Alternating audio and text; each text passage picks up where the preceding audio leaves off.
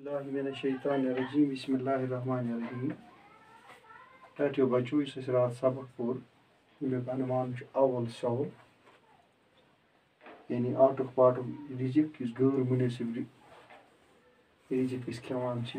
खुराक खेवान तथ मुतलिक यह सबक और अत मज पोर रात नेसफ सबक आज बे कि चारवायन हुंद यम चारवाई चारवाई क्या अवल सवल गजा अम बेमार पे चूँकि रात पोर म्याद बोड़ आसान तो ये अके साथ गजा अगर चारवाई खी सह तम शफान तिक तम जिस्मुक हालत तिहज तम जिस्मुक साइज सह बोड़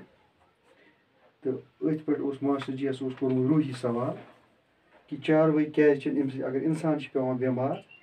चारवाई क्या पेवान बेमार और तम पे आव रात और रूही आजुक सबक वो रूही और मास्टर जी अत पे जवाब दिवान चारवाई क्या बेमार पेवान वो रूही बे वन मास्टर जी कुन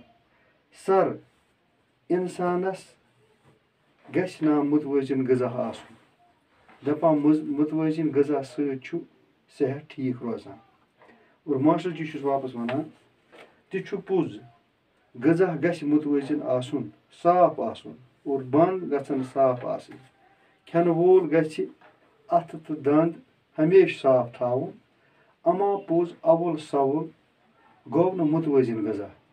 अवल सवल छुन साफ आसान मलन तो वरसन मज अक्सर खेन चीज नासाफ आसान तो यिथ वारिया चीज खेन मा गो मुतवज़िन गजा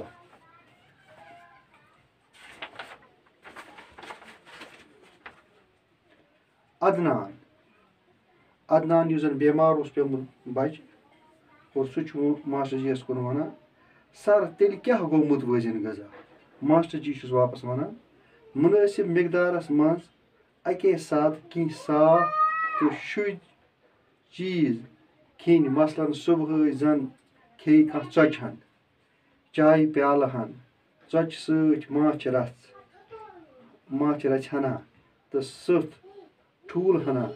अम रोज तस सेहत ठीक यानी अगर हसा सुबह चाय सत कह इंसान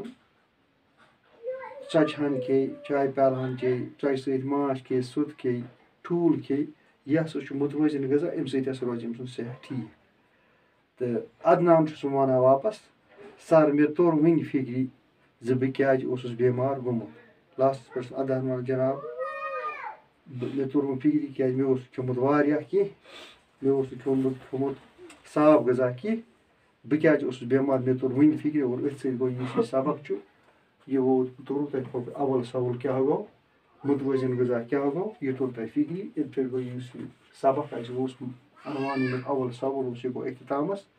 और यह पोर वो अमिक सवाल ब्रोह तो आज गो युतुई शुक्रिया।